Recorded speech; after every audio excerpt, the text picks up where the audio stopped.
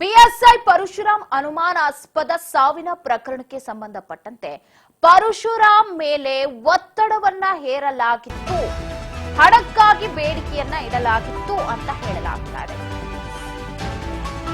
ಸೋಮನಾಳದಲ್ಲಿ ನಿನ್ನೆ ಪಿಎಸ್ಐ ಪರಶುರಾಮ್ ಅನುಮಾನಾಸ್ಪದ ಸಾವಿನಲ್ಲಿ ಶಾಸಕ ಪುತ್ರನ ಕೈವಾಡ ಇದೆ ಅಂತ ಹೇಳಲಾಗಿತ್ತು. ಈಗ ಜಾಮೀನು ರಹಿತ ಕೇಸ್ ದಾಖಲಾಗಿದೆ. ನಾನ್ ಬೇಲಬಲ್ ಬಂಧನದ ಭೀತಿಯಿಂದ ಅಪ್ಪ ಮಗ ಎಸ್ಕೇಪ್. ಅಜ್ಞಾತ ಸ್ಥಳದಲ್ಲಿ ತಲೆಮರೆಸಿಕೊಂಡಿದ್ದಾರೆ ಶಾಸಕ ಚೆನ್ನಾರೆಡ್ಡಿ ಹಾಗೆ ಆತನ ಪುತ್ರ. ಪಿಎಸ್ಐ ಪರಶುರಾಮ್ ಅನುಮಾನಾಸ್ಪದ ಸಾವಿನ ಪ್ರಕರಣಕ್ಕೆ ಸಂಬಂಧಪಟ್ಟಂತೆ ಚೆನ್ನಾರೆಡ್ಡಿ ಹಾಗೆ ಆತನ ಪುತ್ರ ಪರಶುರಾಮ್ ಮೇಲೆ ಒತ್ತಡವನ್ನ ಹಾಕಿದ್ರಂತೆ. ಆತನ ಒತ್ತಡದಿಂದಲೇ ಸಾವನ್ನಪ್ಪಿದ್ದು.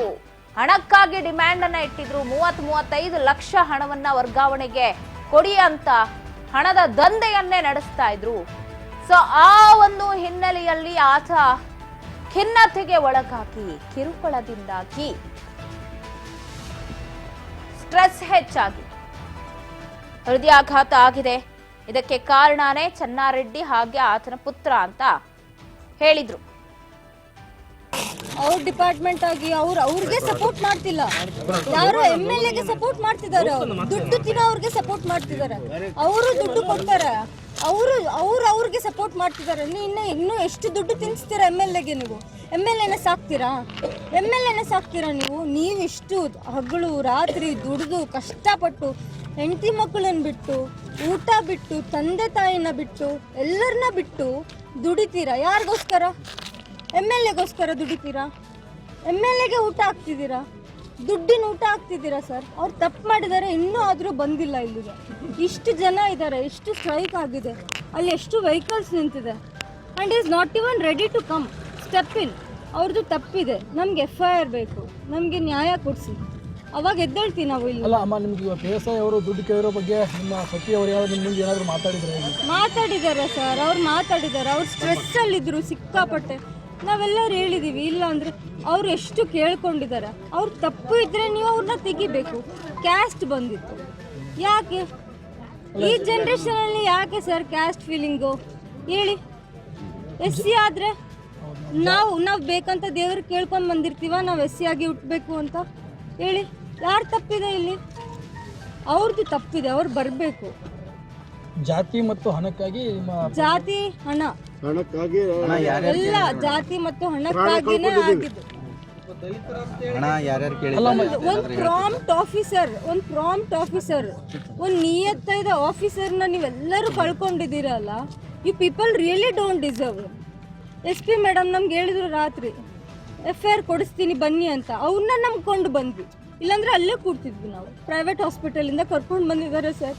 ರಾತ್ರಿ ಕರ್ಕೊಂಡು ಹೋಗಿದ್ದಾರೆ, ಇವಾಗ ತನಕ ಹೊರಗೆ ಬಂದಿಲ್ಲ ಅವರು. ಹೆಂಗಿರ್ಬೇಕು? ನನ್ಗೆ ಬೇಬೀಸ್ ಇದೆ, ನಾನು ಅವ್ರಿಗೆ ಏನಂತ ಹೇಳಬೇಕು? ಪ್ರೆಗ್ನೆಂಟ್ ಇದ್ದೀನಿ ನಾನು, 8 ಮಂತ್ಸ್ ಪ್ರೆಗ್ನೆಂಟ್ ಇದ್ದೀನಿ. ಕೂಡ್ಸಿದ್ದಾರೆ.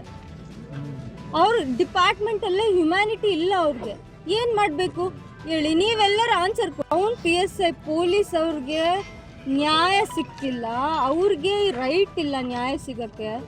ನಿಮಗೆಲ್ಲ ಏನು ಪಬ್ಲಿಕ್ ಏನು ಸಿಗುತ್ತೆ? ನಿಮಗೆ ಕಷ್ಟ ಬಂದರೆ ಯಾರು ನೋಡ್ತಾರೆ? ಎಷ್ಟು ಹಣ ಕೇಳಿದ್ರಂತ ಏನಾದರೂ ಹೇಳಿದ್ರಮ್ಮ? ಸಿಕ್ಕಾಪಟ್ಟೆ ಕೇಳಿದ್ದಾರೆ ಸರ್ ಹಣ, ಸಿಕ್ಕಾಪಟ್ಟೆ ಹಣ ಕೇಳಿದ್ದಾರೆ. 30 to 40 lakhs ತನಕ ಕೇಳಿದ್ದಾರೆ. ಕೊಡೋರು ಕೊಡ್ತಾರೆ ಸರ್, ಕೊಡದೇ ಇರೋರು MLA ಮಗ ಸರ್. ಅವರಿಬ್ಬರನ್ನ ಕರೆಸಿ FIR ಆಗಬೇಕು, ಅವ್ರು ಅರೆಸ್ಟ್ ಆಗಬೇಕು. ಅವ್ರದ್ದು ತಪ್ಪಿದೆ. ಇಲ್ಲಿ ಪರಶುರಾಮ್ ಅವರ ಪತ್ನಿ ಹೇಳ್ತಾ ಇರೋದು, MLAದು ತಪ್ಪಿದೆ, ದುಡ್ಡಿಗೋಸ್ಕರನೇ ಅವರು ನನ್ನ ಗಂಡನಿಗೆ ಟಾರ್ಚರ್ ಕೊಟ್ಟಿದ್ದಾರೆ. ಪರಶುರಾಮ್ ಅವರು ಕೂಡ ನಮ್ಮ ಹತ್ರ ಹೇಳ್ಕೊತಿದ್ರು, ಅವ್ರು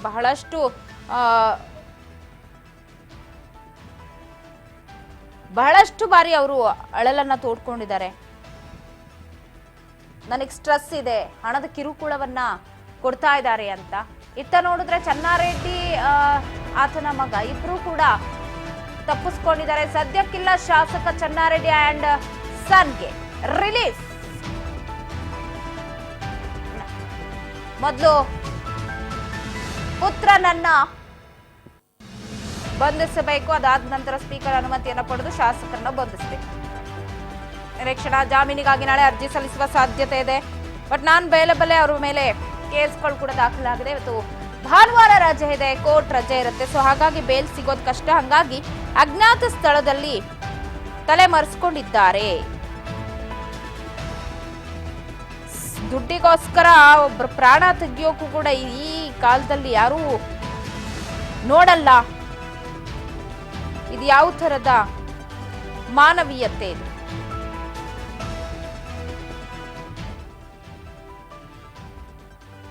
ಒಂದು ಕಡೆ ಬಿಜೆಪಿ ನಾಯಕರುಗಳು ಅವರ ಕುಟುಂಬಕ್ಕೆ ಸಾಂತ್ವನ ಹೇಳೋದಕ್ಕೆ ಮುಂದಾಗ್ತಾ ನಿವಾಸಕ್ಕೆಲ್ಲ ಭೇಟಿ ಕೊಡ್ತಾ ಇದ್ರೆ, ಇತ್ತ ಈ ಸಾವಿಗೆ ನ್ಯಾಯ ಬೇಕು ಅಂತ ಹೇಳಿ ಪತ್ನಿ ಕಣ್ಣೀರನ್ನ ಹಾಕ್ತಾ ಇರೋದು. ನಾನು ಗರ್ಭಿಣಿ ಇದ್ದೀನಿ, 8 ತಿಂಗಳು, ನನಗೆ ಮಕ್ಕಳು ಕೂಡ ಇದ್ದಾರೆ, ಅವ್ರಿಗೆ ಏನು ಹೇಳಬೇಕು ನಾನು ಅನ್ನೋದು ನನಗೆ ಗೊತ್ತಿಲ್ಲ ಅಂತ ಅವ್ರು ಹೇಳ್ತಾ ಇದ್ದಾರೆ.